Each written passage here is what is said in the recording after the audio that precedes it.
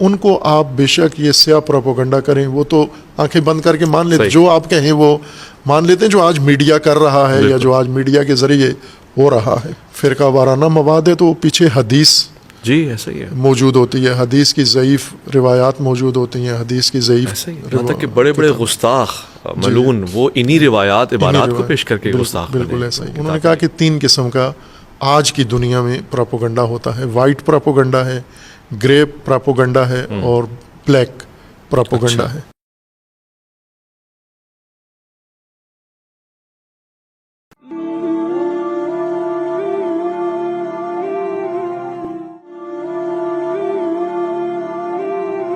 السلام علیکم ورحمۃ اللہ وبرکاتہ۔ آپ دیکھ رہے ہیں میں اور مولانا، میں ناچیز اویس ربانی آپ کو خوش آمدید کہتا ہوں۔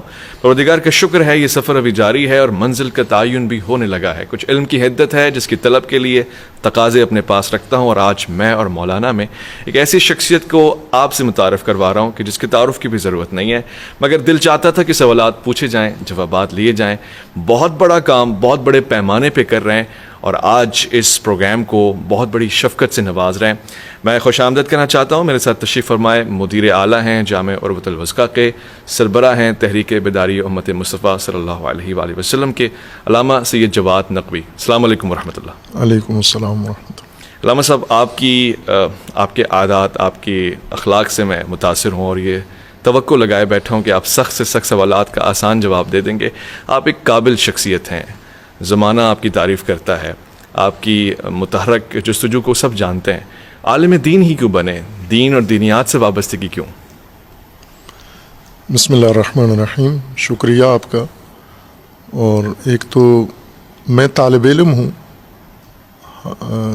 تکلفاً نہیں بلکہ حقیقتاً ایک معمولی سا طالب علم ہوں۔ اور یہ جو آپ نے پوچھا ہے طالب علم ہی کیوں بنے ہیں، تو اگر میں صحیح جواب دوں تو میں بنا نہیں ہوں، بنایا گیا ہوں۔ اگر میرے اپنے اوپر ہوتا تو میں شاید کچھ اور ہوتا، لیکن کوئی تدبیر ایسی تھی جس نے مجھے یہاں پہنچا دیا ہے، اور وہ اللہ تبارک و تعالیٰ کا ارادہ ہے کہ جیسے ہمارے بزرگان فرماتے ہیں، ملا رومی اور دیگر، کہ بعض اوقات اللہ تعالیٰ اپنی کمند کسی پہ ڈالتا ہے اور اس کو گھیر کے کسی اور جگہ پہنچا دیتا ہے۔ اگر اسے اپنے حال پہ چھوڑیں تو کہیں بہک کے کہیں اور چلا جائے گا۔ تو میرے ساتھ اللہ کا یہ لطف ہوا کہ مجھے اللہ نے اپنے حال پہ نہیں چھوڑا۔ سبحان اللہ۔ کوئی شخصیت جس نے آپ کو متاثر کیا ہو اور جو آپ کو اس منزل تک لائی ہو کھینچ کے؟ اس راہ میں آنے کے لیے کوئی ایسی شخصیت نہیں تھی، بلکہ میں پہلے بھی یہ بیان اپنی مجالس میں بھی کیا ہے کہ بچپن میں کوئی ایسا نمونہ میرے سامنے نہیں تھا، بلکہ میرے جو بچپنے کے تخیلات تھے وہ بڑے مضحک خیز قسم کے تھے، باقی لوگوں کی طرح ہی تھے، کہ میں یہ سمجھتا تھا کہ ہمارے جو پروسیجر ہے مذہبی تعلیم کا، اس میں سب سے پہلے شخص ذاکر کا سوزی بنتا ہے، پھر سینئر ہو کے ذاکر بن جاتا ہے، پھر اور سینئر جب ہوتا ہے تو عالم بن جاتا ہے۔ یہ بچپنے کا میرا، چونکہ ہم نے یہی دیکھے ہوئے تھے، مذہبی پرفارمنس کرنے والے یہی تھے، تو ذہن میں یہ تھا کہ اس طرح بنتا ہے ایک شخص عالم۔ اور کوئی بڑا عالم بھی اس وقت تک نہیں دیکھا تھا، جو خطیب تھے انہی کو عالم سمجھتے تھے، اور جس طرح ایک عام سا روایتی تاثر ہوتا تھا، تو وہ اتنی متاثر کن چیز نہیں ہوتی تھی کہ اسے دیکھ کر آدمی وہ بنے کہ جو یہ ہے میں بھی یہی بن جاؤں۔ یہ ایک اتفاق رونما ہوا کہ میں جب تعلیم کے مرحلے میں میٹرک کے لیول پہ پہنچا تو 1979 تھا اس وقت سال، اور اسی سال انقلاب اسلامی رونما ہوا، اور چرچے تھے میڈیا پہ زیادہ، اور میں چونکہ گاؤں میں رہتا تھا تو گاؤں میں جو بڑا ذریعہ مستند سمجھا جاتا تھا بی بی سی ریڈیو سنتے تھے لوگ زیادہ۔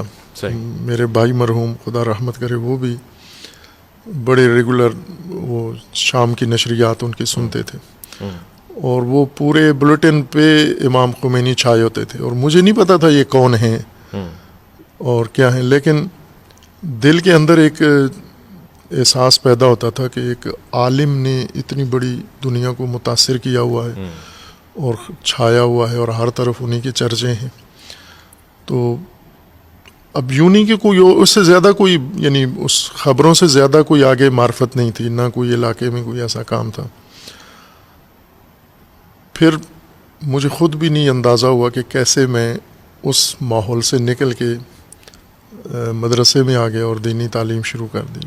یہ وہی چیز ہے جو میں کہہ سکتا ہوں کہ تدبیر کہیں اور سے ہوئی تھی. سبحان اللہ. آپ نے گاؤں کا ذکر کیا، بچپن کا ذکر کیا، بچپن کی یادوں کا ذکر کیا اور اس انسپریشن کا ذکر کیا. لوگ اعتراض بھی کرتے ہیں اور شاید جاننا بھی چاہتے ہیں، ان کا حق بھی ہے. آپ کا بچپن کن حالات میں گزرا ہے؟ غالباً ہر بڑا آدمی کہتا ہے کہ میں غریب تھا، وسائل نہیں تھے. کہ آپ کے پاس وسائل تھے اور مسائل بھی تھے؟ بہت ہی اچھا بچپن گزرا ہے، چونکہ اللہ کی طرف سے یہ سارا اہتمام تھا. وہی جو کمند ہے اللہ کی، اس کا ایک حصہ ہے کہ میں ہمارا گاؤں ٹھپرا نام کا ہے ہری پور میں، اچھا، اور سادات کا گاؤں ہے، اور اچھا تعلیمی ماحول اچھا تھا، ابھی بھی ہے. بلکہ کئی دفعہ یہ گاؤں تعلیم کے لیے نمونہ گاؤں بھی منتخب ہوا ہے، جس کے 100% لوگ پڑھے لکھے تعلیم یافتہ، عورتیں مرد سارے. تو مالی لحاظ سے بھی اچھی صورتحال تھی، لیکن ہمارے لیے اللہ کی طرف سے یہ تدبیر تھی کہ میں تقریباً 4 یا 5 سال کی عمر میں یتیم ہو گیا. میرے والد صاحب کی وفات ہو گئی، اور پھر اس کے بعد والدہ نے ہی پرورش کی. تو اب آپ باقی خود دیکھ سکتے ہیں کہ ایک دیہات میں یتیم کیسے پلتے ہیں یا کیسے رشد ہوتی ہے. تو باہر کیف وہ بھی میں سمجھتا ہوں کہ ایک اللہ تبارک تعالیٰ کی طرف سے ایک اہتمام تھا کہ یہ یتیمی بھی بیچ میں ضروری تھی. اگر آپ یتیموں کے حالات پڑھیں، ہسٹری پڑھیں، تو وہ تدبیر کا حصہ ہوتا ہے. اس میں میں بعد میں یہ غور کرتا رہا ہوں کہ اگر والد صاحب ہوتے اور میں ان کے زیر سایہ تربیت پاتا تو وہی جو وہ چاہتے شاید میں وہ بن جاتا. لیکن ان کا سایہ اٹھ گیا، اور پھر تو ظاہر ہے وہاں کوئی اور ہمارے پاس ایسا ذریعہ بھی نہیں تھا. ساری محنت میری والدہ معظمہ نے کی. سبحان اللہ جی، یہ خاصہ ہے اور آپ نے بالکل بجا فرمایا. حضور سید والا جان دو عالم حضرت محمد مصطفیٰ صلی اللہ علیہ وآلہ وسلم در یتیم معروف تھے. پروردگار نے اس ترتیب سے آپ کو گزارا. بہت سے لوگ اعتراض کرتے ہیں اور وہ جاننا یہ بھی چاہتے ہیں کہ کیا آپ کے آبائی جو دینی اسکول آف تھاٹس ہیں وہ اہل سنت دیوبند کے ہیں؟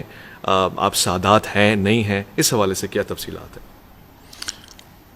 بھلے اب یہ وہ چیزیں ہیں جو میں کبھی بھی یعنی اپنی ذات کا تعارف اور اپنی ذات کا دفاع، یہ دو وہ چیزیں ہیں جو نہیں کرتا ہوں اور نہ کر سکتا ہوں. یہ دو چیزیں اور نہ کی ہیں آج تک، چونکہ یہ دونوں میرے خیال میں نہ میری طالب علمی کا فریضہ ہیں، نہ میری حیثیت کا فریضہ ہیں.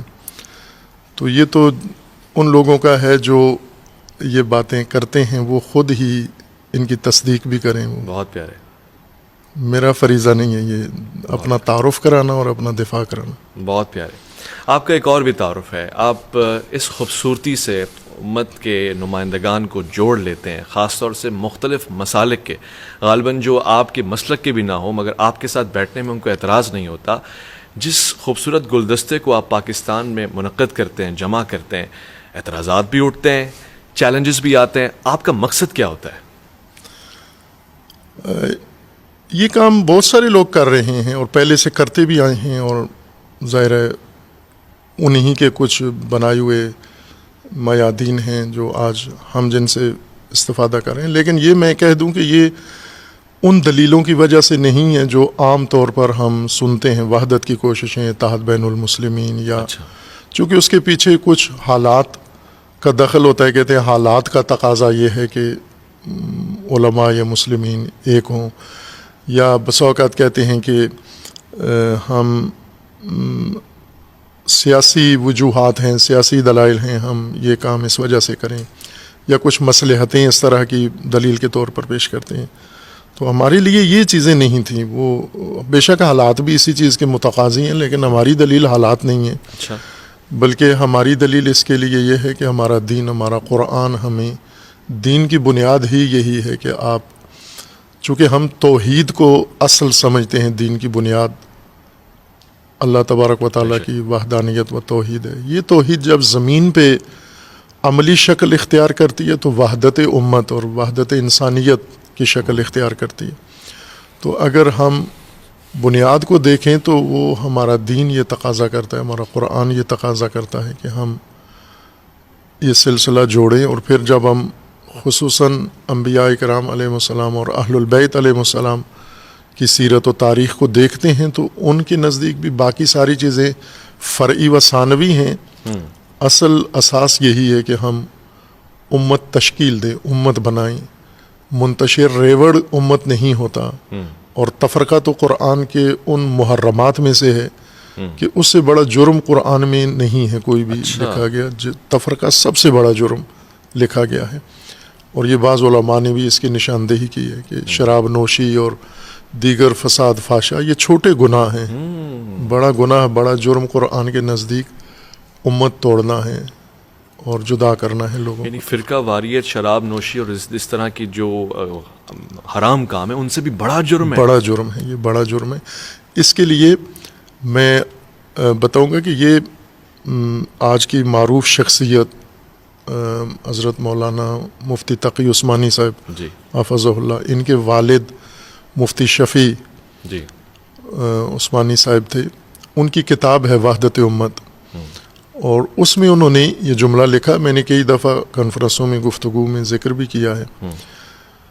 انہوں نے لکھا ہے کہ یہ جو علماء کے بارے میں مولوی کی اصطلاح انہوں نے استعمال کی ہے کہ یہ جو مولوی آپ دیکھتے ہیں کہ گناہوں سے بچتے ہیں، مثلا شراب نہیں پیتے، فساد نہیں کرتے، نامحرم کے ساتھ کھلے عام کھلے بندوں یا ناچ گانا ڈانس نہیں کرتے، یہ ان کی مولوی گری ہے، یہ ان کی اصطلاح کے مطابق. اچھا. یعنی اپنا بھرم رکھنے کے لیے کہ ہم مذہبی شخصیات ہیں، ورنہ یہ کوئی پاکیزہ لوگ نہیں ہوتے. اگر یہ گناہ نہیں کرتے تو اس سے آپ نہ سمجھیں کہ یہ اتنے اچھے لوگ ہیں چونکہ سر عام شراب نوشی نہیں کرتے، بلکہ یہ مولوی گری ہے. یعنی اپنا ایک عنوان محفوظ رکھنے کے لیے، احترام بنانے کے لیے، چونکہ اس سے بڑا جرم کرتے ہیں اور وہ تفرقہ ہے امت کے اندر. تو یہ ان کا بھی قول ہے اپنی کتاب کے اندر، اور جو میں نے ذکر بھی کیا ہے. اور ایک ویسے فرضی شاید کہانی ہوگی کہ کسی شخص نے دعوت کی کسی مولانا کی، اس نے تقریر، پہلے اس کو بلایا تقریر کے لیے، اس نے تقریر کی فرقہ وارانہ تفرقے والی. پھر گھر میں اس کو بٹھا کے اس کے سامنے کھانا لگایا دسترخوان پہ، اور اس کھانے میں مختلف چیزیں تھیں. تو اس نے انہیں بتانا شروع کیا کہ یہ جو گوشت آپ کو نظر آ رہا ہے یہ گدے کا ہے، یہ دوسری ڈش جو بنی ہوئی ہے کڑھائی یہ کتے کے گوشت کی ہے، یہ تیسرا جو بنا ہوا ہے سوپ یہ خنزیر کے گوشت کا ہے. تو جتنی حرام چیزیں تھیں انہوں نے کہا یہ میں نے اسپیشل آپ کے لیے کھانا تیار کروایا. تو وہ بھڑک اٹھے وہ مولانا صاحب کہ یہ میری توہین کر رہے ہو، کہ تمہیں پتہ نہیں ہے میں ایک عالم دین ہوں اور یہ حرام چیزیں ہیں. تو انہوں نے کہا یہ حرام ہے، ان سے بچتے ہو. وہ جو ممبر پہ کہہ کے آئے ہو وہ حرام نہیں تھا، اللہ اکبر، وہ حلال تھا. جو ممبر پہ کہا وہ تو اس سے بڑا حرام تھا. اگر خنزیر کھا لیا تو نے خنزیر کھایا ہے، امت نہیں ٹوٹی تیرے خنزیر کھانے سے. اللہ اکبر، اعاذ باللہ. لیکن جو ممبر پہ تو نے کیا ہے وہ تو امت رسول توڑایا ہے تو وہاں پر، تو اس سے نہیں اجتناب کرتا، اس سے اجتناب کرتا ہے. تو خوب یہ وہ چیزیں ہیں جو اگر ہم قرآن کی طرف رجوع کریں، اگر قرآن کو بنیاد قرار دیں ہم، تو ہمیں یہ چیز وحدت کا وہاں درس ملتا ہے. نہ کہ حالات کا تقاضا ہے یا سیاست کا تقاضا ہے یا مصلحتیں آج کی، آج کا زمانہ یہ کہتا ہے کہ ہمیں ایک ہونا چاہیے. ہمارا اللہ یہ کہتا ہے، ہمارا دین یہ کہتا ہے، اور ہمارا قرآن یہ کہتا ہے کہ ہم ایک ہوں. آپ کو لگتا ہے کہ باوجود صغیر نہیں کبیر نوعیت کے اختلافات رکھنے کے، شیعہ، سنی، وہابی، بریلوی، دیوبندی، یہ سب ایک ہو سکتے ہیں، ایک امت بن سکتے ہیں؟ بالکل ہو سکتے ہیں. اگر ہم دیکھیں مکہ کی صورتحال، جب حضور نبی اکرم صلی اللہ علیہ وآلہ وسلم مبعوث ہوئے تو مکہ کی جو صورتحال تھی، اور پورے حجاز کی، بلکہ نہ صرف مکہ، پورے حجاز کی جو صورتحال تھی، تو وہ بہت ہی خراب تھی آج کے مسلمان ماحول سے. تو اس کے باوجود بھی اللہ تعالیٰ نے لطف کیا، کرم کیا، اور آپ کے دست مبارک سے وہ جاہلیت ختم ہوئی اور اس کی جگہ پر ہدایت آ گئی اور لوگوں میں شعور آ گیا. اگر ہم وہی بنیاد رکھیں کہ آج جو تفرقہ ہے یہ سب جاہلیت ہے. جاہلیت لا علمی کو نہیں کہتے، یعنی ڈگری نہ ہونے کو جاہلیت نہیں کہتے. یہ اصطلاح غلط طور پر اردو معاشرے میں رائج ہو گئی ہے. عربی میں تو کسی حد تک شاید متوجہ ہوتے ہیں کہ جاہلیت سے مراد حماقت ہے، بے شعوری، اچھا، نہ کہ لا علمی. چونکہ اکثر صحابہ ان پڑھ تھے، پڑھے لکھے نہیں تھے، صحیح، ہدایت پانے کے باوجود بھی لکھنا پڑھنا نہیں جانتے تھے. صحیح، اور قرآن نے بھی کہا امی تھے سارے، ان کو لکھائی پڑھائی کا تھا ہی نہیں. جب مسلمان ہوئے تو بلکہ کفار میں بھی ایک دو بندے، دو تین بندے لکھنا پڑھنا جانتے تھے، زیادہ تر ان پڑھ تھے. وہ غزوہ بدر میں جو جی ہاں بھی جی. ہو گیا. تو حضور نے جو انہیں ہدایت دی تو لکھائی پڑھائی ساتھ ترغیب دی کہ لکھائی پڑھائی سیکھو، لیکن وہ جو جہالت دور کی اور ہدایت دی تو وہ شعور دیا ان کو. حماقت و صفاحت ختم کی، بے شعوری ختم کی ان لوگوں کی. مثلا یہ جو بتوں کو پوجتے تھے تو بے شعوری تھی اس کے اندر. اسی طرح قبیلہ پرستی تھی تو بے شعوری کی وجہ سے تھی. اسی طرح مثلا بچیوں کی پیدائش پہ ندامت ہوتی تھی تو بے شعوری تھی ان کی. اور جتنی جاہلیت بھی قرآن کہتا ہے اس زمانے کو جاہلیت تھی، اور روایات میں تاریخ میں ہے، تو اس جاہلیت سے مراد بے شعوری تھی. وہ جو آج بھی ہے، بلکہ آج شاید زیادہ دبیز ہے اس جاہلیت سے. تو یہ اسی کے نتائج ہیں، بے شعوری کے نتائج ہیں. تو ہم اگر بنیاد سے شروع کریں، بے شعوروں کو نہیں جوڑ سکتے. یہ میں بھی کہتا ہوں یہ محال ہے. اچھا، یہ کوئی بھی نہیں کر سکتا. نہ انبیاء سے یہ کام ہوا، چونکہ ناممکن ہے. محالات تو انبیاء نہیں انجام دیتے. اللہ تعالیٰ کے علم کلام میں یہ بات ہے کہ آیا اللہ تعالیٰ سے محال، ممنوع چیز، ممتنع چیز منطق میں وہ ہو سکتی ہے؟ تو وہ تو سب علماء کہتے ہیں کہ وہ ہے ہی محال ہے اور متعلق قدرت قرار نہیں پا سکتی. تو محالات میں سے ہے بے شعوروں کو جوڑنا. لیکن بے شعوروں کو شعور دلا کر جوڑنا آسان ہے، بلکہ شاید جوڑنے کی ضرورت بھی نہ پڑے. جھنجھوڑنا کافی ہے، جوڑیں گے خود وہ. اگر آپ جھنجھوڑ دیں انہیں تو جڑ جائیں گے خود ہی. شعور آئے گا تو جڑ جائیں گے یہ. اچھا، تو مشکل کام یہ ہے ان کو شعور دینا، اور اس شعور کے بعد انشاءاللہ آسان ہو سکتا ہے. یہ ممکن ہے بلکہ لازم ہے. ہو یعنی شعور بمقابلہ شعور اس وقت جنگ جاری ہے. جی جی. اور شعور پیدا ہو جائے گا تو اختلافات رہیں گے مگر آپس میں ایک ضبط آ جائے گا، اتفاق آ جائے گا. سرش کے چشم مسلم میں ہے نیساں کا اثر پیدا، خلیل اللہ کے دریا میں ہوں گے پھر گوہر پیدا. میں ایک مختصر سے وقفے کی طرف جا رہا ہوں، میں لوٹ کر آؤں گا. پروگرام میں اور مولانا.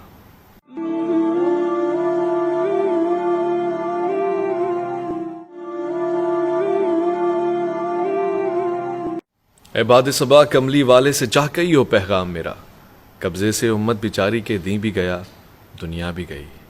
یہ موج پریشاں خاطر کو پیغام لبے ساحل نے دیا، ہے دور وصال بحر ابھی تو دریا میں گھبرا بھی گئی. عزت تو محبت کی قائم اے کیس حجاب محمل سے، محمل جو گیا عزت بھی گئی، غیرت بھی گئی، لیلا بھی گئی.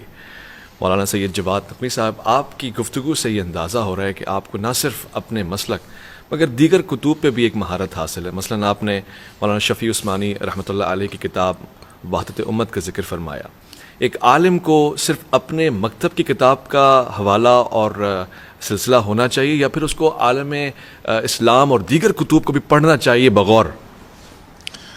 اگر ہم فرقہ کو دیکھیں تو فرقے کی تعلیم اجازت نہیں دیتی کہ آپ اپنے فرقے کے علاوہ کسی اور مسلک کو پڑھیں، بلکہ وہ سمجھتے ہیں کہ جائز ہی نہیں ہوتا. دوسرے فرقوں کی کتابوں کو کتب ضالہ سمجھتے ہیں، گمراہی سمجھتے ہیں. اور ان کے بارے میں بدگمانی بھی یہ ہوتی ہے کہ ان کے پاس ہدایت کہاں، علم کہاں. جی، وہ تو سرے سے گمراہی کے راستے پر ہیں، اور ہر فرقہ دوسرے فرقے کو جہنم کے دہانے پہ سمجھتا ہے. بالکل آخری ان کا پہنچے ہوئے ہیں وہاں. تو فرقہ وارانہ اگر ذہنیت دیکھیں تو اس میں تو نہیں ہوتی گنجائش کہ آپ اپنے فرقے کے علاوہ کسی اور فرقے کو پڑھیں. لیکن عقل اللہ نے انسان کو دی ہے اور شعور دیا ہے، اور پھر سب سے بڑھ کر جو ہماری وحی کی تعلیمات ہیں اور اہل البیت علیہم السلام کی روش و سیرت خصوصیت کے ساتھ، تو اس میں اگر ہم دیکھیں تو انسان کبھی بھی باقی چیزوں کو نظر انداز کر کے یہ دعویٰ نہیں کر سکتا کہ اسے علم اس کے اندر آ گیا ہے، جب تک وہ تمام حقائق کو نہ دیکھے، جب صحیح. تک تمام موجود صورتحال کو نہ دیکھے. مثلا ہم بڑے بڑے اکابرین کو دیکھیں، علامہ اقبال رحمۃ اللہ علیہ، وہ ان کی تعلیم کا آغاز ہی کوئی دین سے تو نہیں ہوا، انہوں نے جو رائج تعلیم تھی، عصری تعلیم تھی، اس سے شروع کیا، پھر اس کے بعد مغرب میں گئے، اور پھر مغرب میں جا کر انہیں اندازہ ہوا کہ چونکہ وہ مغرب کی تعلیم ایک بڑا افق تھا، اس پہ ان کا ذہن کھلا، تو پھر اصل حقیقت سمجھ میں آئی. تو جب تک آپ باقی دنیا کو نہیں دیکھتے، نظریات، خواہ وہ فلاسفہ کے نظریات ہوں، خواہ وہ سائنسدانوں کے نظریات ہوں، خواہ وہ علماء کے نظریات ہوں، یا باقی مذاہب و ادیان ہوں، مسیحیت کے نظریات ہوں، یا اگر ہمیں ان کا علم ہی نہیں ہے، پتہ ہی نہیں ہے، تو ظاہر ہے کہ ہم اپنے جو راستہ ہے اس کو بھی صحیح طریقے سے تشخیص نہیں دے سکتے. تو یہ ضروری ہے، یعنی میں تو ہر طالب علم کے لیے اور ہر صاحب علم کے لیے یہ امید و آرزو رکھتا ہوں کہ وہ کھلے دل سے پڑھیں سب کو. قرآن کریم میں بھی اللہ تعالیٰ کا فرمانا ہے وَبَشِّرِ عِبَادِ الَّذِينَ يَسْتَمِعُونَ الْقَوْلَ فَيَتَّبِعُونَ أَحْسَنَهُ، کہ بشارت ان بندوں کو دو جو ہر بات سنتے ہیں لیکن اس میں سے احسن، جو سب سے بہتر ہے، اس کی پیروی کرتے ہیں. تو سب سے بہتر اسی صورت میں سامنے آتی ہے جب ساری چیزیں سامنے ہوں ہمارے. تو یہ تو ایک میں سمجھتا ہوں طالب علمی کا تقاضا ہے کہ اس کے بغیر تو آدمی اپنے آپ کو نہیں کہہ سکتا طالب علم ہے. اگر طالب علم ہے تو علم میں باؤنڈریز نہ لگائے کہ یہ علم پڑھوں گا، یہ علم نہیں پڑھوں گا، اس عالم کو پڑھوں گا، اس عالم کو نہیں. آپ سب کو پڑھیں. اہل البیت علیہ السلام بھی یہی فرماتے ہیں کہ آپ سب کو دیکھیں، پڑھیں، پھر اس میں اہل البیت نکھر کے سامنے آ جاتے ہیں. جب انسان سب کو دیکھتا ہے تو وہاں سے جو کچھ اہل البیت نے مکتب سکھایا، پڑھایا ہے، اس کی درخشندگی وہاں پر ثابت ہو جاتی ہے، نمودار ہو جاتی ہے. خوب. یعنی عمدہ سے عمدہ ترین کا انتخاب تبھی ممکن ہے جب دسترخوان پہ ساری غذائیں سارے موجود. پھر آپ کو پتہ ہے کہ سب سے بہترین کیا ہے. واہ، خوبصورت. اچھا علامہ صاحب، آپ بھی دیکھتے ہوں گے، سنتے ہوں گے، بہت سارے لوگ شیعہ حضرات آپ سے خفا رہتے ہیں، ناقدین ہیں، اختلاف بھی رکھتے ہیں، اور پھر وہ آپ کو اپنا نمائندہ ماننے پہ بھی رضامند نہیں ہوتے. معتبر علماء کرام کو میں سنتا آیا ہوں، اس پہ کیا رائے دیں گے؟ اس کی وجہ کیا ہے؟ یہاں تک کہ آپ کی تو جو قبولیت ہے وہ اہل سنت میں زیادہ ہے. ایسے ہے، اور یہ کوئی پہلی دفعہ نہیں ہے. آپ اگر تاریخ میں دیکھیں تو وہ افراد، وہ شخصیات، خواہ کسی بھی مسلک میں ہوں، وہ دینی ہوں یا غیر دینی ہوں، اگر انہوں نے موجودہ جو کچھ صورتحال جا رہی ہے، جس کو آپ اپنی زبان میں کہتے ہیں نا، آج کی میڈیا کی زبان میں سٹیٹس کو، کہ جو صورتحال قائم ہے اس کو رہنے، اس کو جاری رکھنا ہے. یہ نہیں دیکھنا کہ اس میں کوئی خرابی ہے، اس میں کوئی بہتری ہے، یا یہ آئندہ نسل کے لیے، آئندہ ہمارے آنے والے مستقبل کے لیے ان کے کیا نتائج ہوں گے. جو ہو رہا ہے جانے دو اس کو. تو ظاہر ہے کہ وہ تو کوئی مشکل ان کے لیے نہیں ہوتی، لیکن جو چاہتے ہیں کہ جو خرابی ہے، جو غلطی ہے، اس کو تشخیص دیا جائے اور دور کیا جائے، ایک اصلاح کا طریقہ اپناتے ہیں، تو وہ حتماً تنقید کی زد میں آتے ہیں. اور پھر یہ ان کے اوپر ہے کہ وہ کون سے حساس موضوعات کو چھیڑتے ہیں. عموماً ہمارے ہاں چونکہ ہم فرقہ وارانہ فضا میں رہتے ہیں، جی ایسا ہی ہے، کوئی نہ بھی مانے تو بھی حقیقت تو یہی ہے کہ ہم گراؤنڈ ریالٹی فرقہ وارانہ فضا میں رہ رہے ہیں. فرقہ وارانہ فضا میں آپ کو اپنے فرقے پر آنکھ بند کرنی ہوتی ہے. اس کو ہر حالت، اس کا ہر کام آپ کو سراہنا ہے، اس کی تائید کرنی ہے، اس کی حمایت کرنی ہے، وہ جیسا بھی ہو. اور دوسرے فرقے کی ہر چیز کو آپ نے کنڈم کرنا ہے، اس کو مذمت کرنی ہے، اس کو رد کرنا ہے. فرقہ واریت کا یہ تقاضا ہے، اور اس پہ ہمارے ملک میں سارے فرقے پابندی سے عمل کر رہے ہیں اور کامیابی سے کر رہے ہیں. لیکن جیسا ہمارا دین ہمیں سکھاتا ہے کہ آپ دوسروں کی اصلاح سے پہلے اپنی کریں. آپ اپنی ذات سے شروع کریں. آپ کے اوپر آپ کے نفس کی ذمہ داری. اپنے نفس کی ذمہ داری ہے کہ پہلے میں آپ کے عیب پکڑنے سے پہلے میں اپنے پکڑوں کہ میرے اندر کیا کمزوریاں ہیں. میں اپنی کمزوریاں دور کروں، ان کو برطرف کروں، اور پھر وہی تجربہ جو خود کیا وہ دوسروں کو بھی دوں کہ آپ بھی یہ کام کریں. اور اسی لیے ہم نے اگر مثلا شیعہ مسلک کے اندر موجود ہر چیز جو شیعہ کے نام پر جو کچھ ہو رہا ہے، یعنی شیعہ کو ہم 2 حصوں میں تقسیم کرتے ہیں. ایک شیعہ مکتب ہے، مذہب ہے، شیعہ تعلیمات ہیں، اچھا، جو جس کی بنیاد قرآن کریم ہے اور جس کی بنیاد اہل البیت علیہ السلام کی تعلیمات ہیں. یہ شیعہ مذہب کہلاتا ہے، شیعہ مکتب کہلاتا ہے. اور ایک وہ شیعہ کلچر ہے جو عملاً اس وقت شیعہ کے نام پر جو کچھ پریکٹس ہو رہی ہے، لوگ دیکھ رہے ہیں ساری دنیا میں، پاکستان میں بھی. ان دونوں کو ایک نہ سمجھیں، یعنی یوں نہیں ہے کہ شیعہ کے نام پر جو کچھ کہا جا رہا ہے، جو کیا جا رہا ہے، یہ تشیع ہے. نہ، اچھا، وہ منبع الگ ہے. تشیع مذہب، تشیع مسلک، تشیع بطور مکتب، اس کی بنیاد قرآن ہے، اس کی بنیاد اہل البیت علیہ السلام کی سیرت ہے، اہل البیت علیہ السلام کی تعلیمات ہیں، رسول اللہ صلی اللہ علیہ وآلہ وسلم کی سیرت و سنت و تعلیمات ہیں جو موجود ہیں. یعنی اس کے جستجو کی کوئی کاف میں جانے کی ضرورت نہیں ہے، وہ ہمارے گھروں میں موجود ہیں. قرآن ہے، نہج البلاغہ ہے، اور سیرت کی کتابیں ہیں، حدیث کی کتابیں ہیں جو اہل البیت علیہ السلام سے مروی ہیں.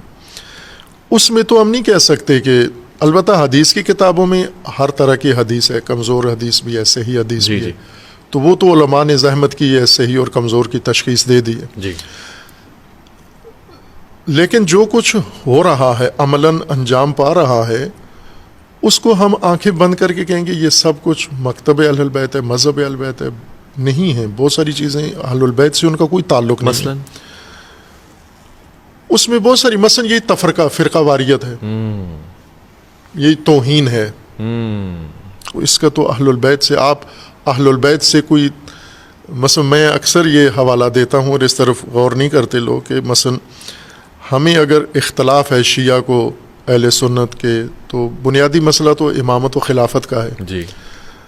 اور امیر المومنین خود مدعی ہے کہ حق میرا ہے، اور شیعہ کا بھی بنیادی عقیدہ یہی ہے کہ امامت کا حق امیر المومنین کا ہے. جی. لیکن جو عملاً وقوع پذیر ہوا وہ یہ کہ خلفاء الگ طریقے سے انتخاب کر لیے گئے. تو امیر المومنین کا حق نہیں ملا شیعہ اعتقاد کے مطابق، اور امیر المومنین بھی یہی اعتقاد رکھتے تھے. لیکن اب امیر المومنین نے جو رویہ اپنایا، یعنی ان کا ایک حق نہیں ان کو ملا، حق تلفی ہوئی، اس پر امیر المومنین نے کیا عکس العمل دکھایا؟ چونکہ شیعہ کہتے ہی امیر المومنین کے پیروکار کی روش کیا تھی، ان کا تو طریقہ کیا امیر المومنین نے اس وقت کیا کیا؟ توہین شروع کر دی؟ نہیں. مخالفت شروع کر دی؟ جنگ شروع کر دی؟ کیا کیا؟ وہ جو امیر المومنین نے کیا وہی تشیع ہے، وہی رویہ. امیر المومنین تو ٹھیک ہے، یہ بات اپنی جگہ ہے کہ امیر المومنین خود بھی جانتے تھے حق میرا ہے، اور کہتے بھی تھے، اظہار بھی کرتے تھے. لیکن اب خلفاء و صحابہ کی توہین کہاں سے امیر المومنین کے کسی جملے سے؟ خطبے سارے ان کے موجود ہیں، احادیث ان کی موجود کبھی بھی ہیں. نہیں کی. اسی طرح ہم بعد میں چلے جائیں، امام حسین علیہ الصلوۃ والسلام. امام حسین علیہ السلام جب عمر ساری گزاری تو ذرا خلاف و خلفاء کے نظام میں گزاری. اس زمانے میں امام حسین علیہ السلام نے خلفاء کے خلاف یا صحابہ کے بارے میں کیا موقف اختیار کیا؟ بھائی کہ امام حسین علیہ السلام کے خطبے امیر المومنین کے خطبوں سے زیادہ واضح اور صریح ہیں کہ یہ حق میرا ہے، یہ خلافت و حکومت یہ میرا حق ہے یہ. لیکن اس کے باوجود جو خلفاء گزرے ان کے بارے میں نہ توہین کی، نہ گستاخی کی، نہ کچھ بھی نہیں کیا، نہ جنگ کی، کچھ بھی نہیں کیا، خاموشی سے اپنی زندگی گزاری. لیکن جب بنو امیہ آئے پھر امام حسین علیہ السلام خاموش نہیں بیٹھے. تو یہاں سے آپ کو ایک راستہ مل جاتا ہے کہ اگر آپ اہل البیت کے پیروکار ہیں تو آپ کو امام حسین علیہ السلام کی طرح یہ تشخیص کرنی ہے کہ کس کے خلاف بولنا ہے کس کے خلاف نہیں بولنا آپ نے. اختلاف بے شک تھا, امام حسین علیہ السلام کو بھی تھا, وہ سب سے زیادہ صریح لہجہ والے تھے کہ یہ حق میرا ہے. کئی خطبہ منا ہے اور اس کے علاوہ دیگر امام علیہ السلام کے فرامین ہیں. لیکن جب بنو امیہ کی باری آئی تو وہاں پھر کوئی مصلحت سامنے نہیں رکھی, لیکن باقی موارد میں وہ ساری چیزیں مد نظر تھیں. تو امیر المومنین علیہ السلام نے اختلاف کے باوجود یہ روش نہیں اپنائی. اب اگر ہم یہ کہیں کہ شیعہ کہتے ہی اس کو ہیں جو توہین کرے تو یہ غلط معیار ہے. میں پہلے کانفرنس میں بھی یہ کہا تھا کہ اس وقت جو غلط معیار بن چکے ہیں سنی اور شیعہ دونوں کے, کہ سنی اس وقت ڈرتا ہے اہل البیت کی تعریف کرنے سے, گھبراتا ہے. سنی شخصیات وہ اہل البیت کا نام لینے سے پہلے ماحول بناتا ہے, صحابہ کے فضائل شروع کرتا ہے, کہیں رافضی کے فتویٰ نہ لگے, ہاں کہ کہیں میں اس طرح سے متہم نہ ہو جاؤں. اور شیعہ اگر اپنے آپ کو شیعہ ثابت کرتا ہے تو وہ امیر المومنین کی پیروی سے نہیں ہوتا ثابت, وہ دوسروں کی مخالفت یا توہین سے شیعہ کہلانا شروع ہوتا ہے. تو یہ تو دونوں غلط معیار ہیں. سنی بغض اہل البیت کو نہیں کہتے سنیت, اور تشیع توہین کو نہیں کہتے. تشیع اہل البیت کی پیروی کو کہتے ہیں, اور تسنن صحابہ کے احترام و پیروی کو کہتے ہیں. لیکن گستاخی تو دونوں طرف نہیں ہے. یہ گستاخی بنو امیہ نے شروع کروائی ہے. یعنی اگر ہم دیکھیں تو اہل البیت نہیں ہے بانی, سرے سے نہیں ہے, کبھی بھی نہیں ہے. اہل البیت نے یعنی شیعہ اعتقاد کے مطابق آج امام زمان, امام عصر اجل اللہ تعالی فرج و شریف وہ موجود ہیں. امام ان 12 ائمہ میں سے یا رسول اللہ صلی اللہ علیہ وآلہ وسلم سے لے کر امام مہدی علیہ الصلوۃ والسلام تک ایک جملہ آپ کسی امام سے توہین کا اخلاق سے گرا ہوا نہ مخالفین کے بارے میں کسی کے بارے میں نہیں سن سکتے. یہی تو سوال ہے علامہ صاحب کہ جو شخصیات جن کے فالوورز ہیں آپ کے شیعہ حضرات, انہوں نے تو کبھی توہین نہیں کی, گستاخی نہیں کی, مگر شیعہ حضرات غالباً توہین جو آپ نے بتایا معروف اس حوالے سے. اب یہاں سے میں پوچھوں گا بھی, اور میں چاہتا ہوں ربط رہے, اگر ایسا نہیں ہے اور یہ تعارف نہیں تو پھر یہ تبرہ نامی کیا شے ہے؟ یہ تبرہ کیا ہوتا ہے؟ تبرہ تو ایک واجب قرآنی ہے. قرآن کریم میں اللہ تبارک و تعالیٰ نے خود بھی تبرہ کیا ہے اور رسول اللہ کو حکم دیا ہے اور مومنین کو حکم دیا ہے. ان اللہ بری من المشرکین و رسول, اللہ بری ہے. اور اسی طرح حضرت ابراہیم خلیل علیہ الصلوۃ والسلام نے جب اعلان کیا کہ میں تبرہ اختیار کرتا ہوں, براءت اختیار کرتا ہوں, دوری آزر اور بت پرستی اور وہ شرک سے.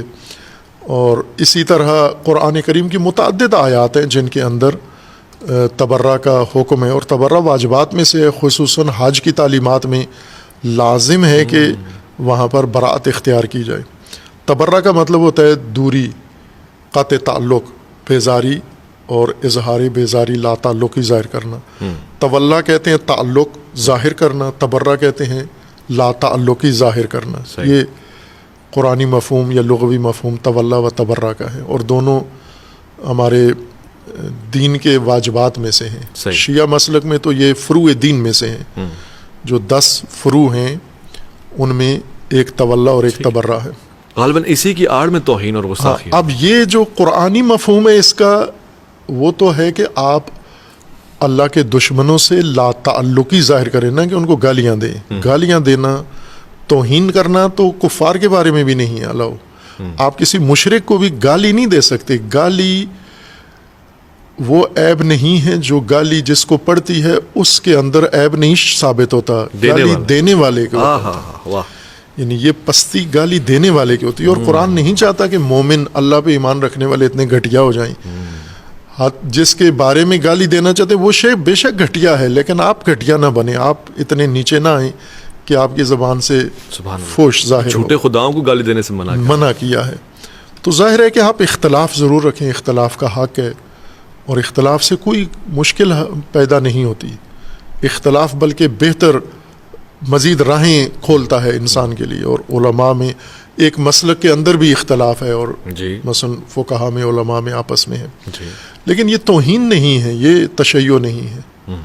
خوب ظاہر ہے جب آپ اس کلچر کو آ کے کہتے ہیں کہ یہ تشیع مکتب علیحدہ ہے, کلچر علیحدہ ہے, تو یہ جو آپس میں ایک کر دیا گیا ہے نا کہ کلچر جو رائج، کلچر سے میری مراد یعنی رائج جو چیزیں ہیں اسی کو تشیع سمجھتے ہیں. میں یہ کہتا ہوں اہل سنت کے علماء کو بھی یہ کہتا ہوں کہ آپ تشیع کو دیکھنا ہے اگر تو آپ اہل البیت علیہ السلام کی تعلیمات کی طرف رجوع کریں.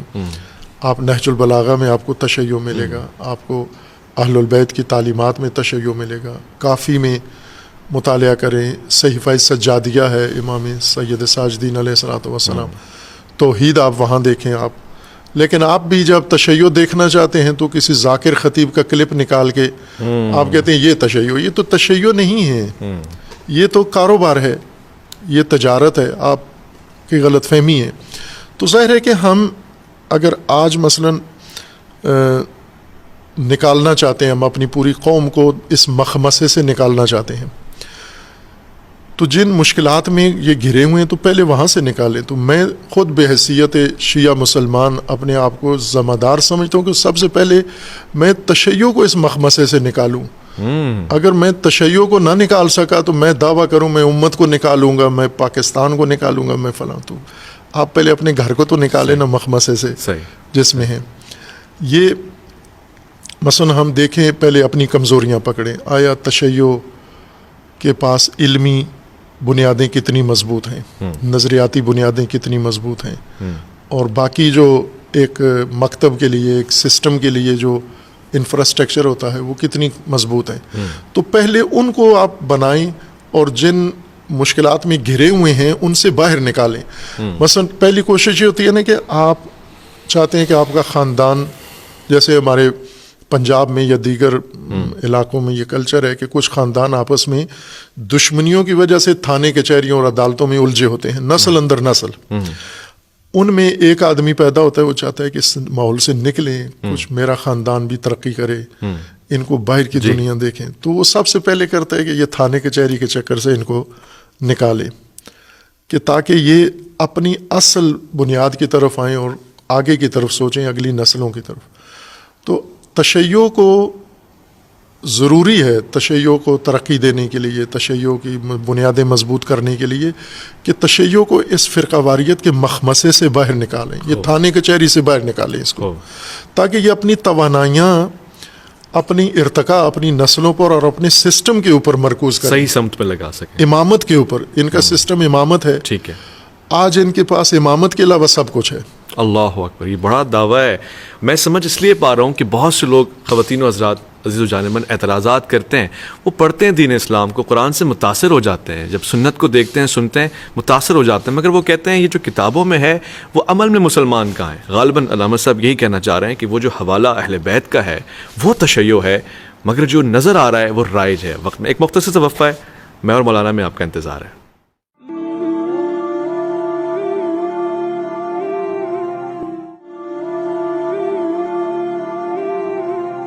عقابی شان سے جھپٹے تھے جو بے بالوں پر نکلے، ستارے آسماں کے خونے شفق میں ڈوب کر نکلے، ہوئے مدفون دریا زیر دریا تیرنے والے، تماچے موج کے کھاتے تھے جو بن کر گوہر نکلے، ہمارا نرم رو قاصد پیام زندگی لایا، خبر دیتی تھی جن کو بجلیاں وہ بے خبر نکلے. علامہ صاحب، آپ جس تحمل کے ساتھ سوالات کا جواب دے رہے ہیں، میرا دل کرتا ہے کہ میں پوچھ لوں. اس وقت گفتگو بھی چل رہی ہے اسی حوالے سے، بات توہین پہ آپ نے بتایا، تبرہ کو بھی آپ نے ڈیفائن کیا. کیا ہماری کتابوں میں، مثلا اہل سنت کی کتابوں میں، یا پھر یوں رکھ لیں کہ آپ کی کتابوں میں، مثلا تشیع کی کتابوں میں، اصول کافی میں ایسی عبارات، روایات ہیں جو توہین پہ مبنی ہیں؟ کیا آپ کو لگتا ہے کہ ان کی وضاحت ہونی چاہیے، ان کو حذف ہونا چاہیے؟ مثلا خود اہل بیت کے حوالے سے وہ باتیں جو ہم سوچ نہیں سکتے، غسل اور اس طرح کی چیزوں میں، کیا آپ کی رائے ہے اس حوالے سے؟ احادیث، روایات ہی وہ دروازہ ہیں جہاں سے بہت کچھ داخل ہوا ہے مسلمانوں کی تعلیمات میں. مثلا ایک اصطلاح آپ نے سنی ہوگی، لوگوں نے بھی سنی ہوگی، اسرائیلیات کے نام سے. جی. اسرائیلیات وہ مطالب جو بنو اسرائیل نے، یہود نے اسلامی تعلیمات کا حصہ بنا دیے، لیکن وہ نہیں تھی، اسلام کا حصہ نہیں تھا. ظاہر قرآن کریم میں تو کوئی دخل و تصرف کی گنجائش نہیں ہے.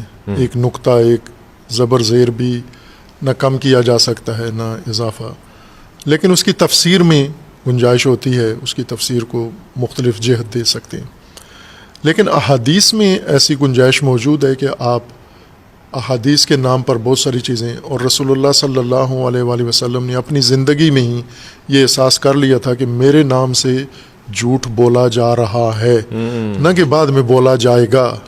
ابھی حضور خود تشریف فرما ہیں اور زیادہ جمعیت بھی نہیں ہے، تھوڑے سے محدود تعداد ہے مسلمانوں کی، اور یہی مسلمان جو صحابہ تھے ظاہر ہے جنہوں نے حضور کو دیکھا اور حضور کے ساتھ، تو صحابہ ہی کہلاتے ہیں وہ سارے، صحبت رسول اللہ میں تھے، انہی کے اندر حضور نے احساس کیا کہ یہی بسا اوقات جو مجھ سے منسوب باتیں نشر کر رہے ہیں یہ ساری میری نہیں ہیں، لہٰذا علماء فریقین کے نزدیک، شیعہ علماء کے نزدیک تو جو محقق علماء ہیں صرف ایک روایت متواتر ہے لفظی طور پر، اچھا، متواتر احادیث میں سے ایک حدیث متواتر ہے جو تواتر کے اصول ہیں، باقی تواتر کی اقسام ہیں، اچھا، ان اقسام کے مطابق تو بہت ساری روایات کو متواتر کہا جاتا ہے، لیکن لفظی تواتر صرف ایک حدیث کے لیے ثابت ہے، اور وہ یہی ہے، رسول اللہ صلی اللہ علیہ وسلم کا فرمانا ہے کہ جس نے بھی میری طرف جھوٹ کی نسبت دی، من کذب علیہ، جہنم میں بنا، ہاں اس کا ٹھکانہ جہنم ہے، یہ متواتر حدیث ہے۔ خوب اب رسول اللہ نے کیوں اتنی تاکید فرمائی بار بار اس کی طرف، میری طرف جھوٹ نسبت نہ دینا، چونکہ شروع ہو گیا تھا، خواستہ یا ناخواستہ لوگ کسی جگہ بھی، مثلا میں اس کی آج مثال جب دیکھتا ہوں نا تو مجھے وہ حدیث زیادہ سمجھ میں آتی ہے۔ مثلا ہمارا ادارہ ہے، اس ادارے کے اندر ظاہر ہے اب میں ایک خدمت کر رہا ہوں یہاں پر، تو جس کو بھی کوئی کام پھنسا ہوا ہوتا ہے وہ میرا نام لے کے وہاں کام اپنا نکلوا لیتا ہے کہ یہ جی آغا صاحب نے کہا ہے، تو لوگ کہتے ہیں ٹھیک ہے، اگر انہوں نے کہا ہے تو کر دیتے ہیں یہ کام۔ مجھے بعد میں پتہ چلتا ہے کہ یہ میں نے تو نہیں کہا تھا، لیکن اس کو ایک سہولت نظر آتی ہے، تو یہ اس وقت بھی ایسا ہی ہوتا ہوگا، لوگ جاتے ہوں گے ایک دوسرے کے پاس حضور کا نام لے کے جی حضور نے یہ فرمایا ہے، تو ان کے کام آسان ہو جاتے ہوں گے، تو یہ وہیں سے شروع ہو گیا تھا یہ کام، حضور کی تاکید بتاتی ہے کہ یہ شروع ہو گیا تھا یہ کام، اور پھر بعد کے لیے اندازہ ہوا کہ یہ تو کثرت سے ہوگا، اور ہوا ایسا۔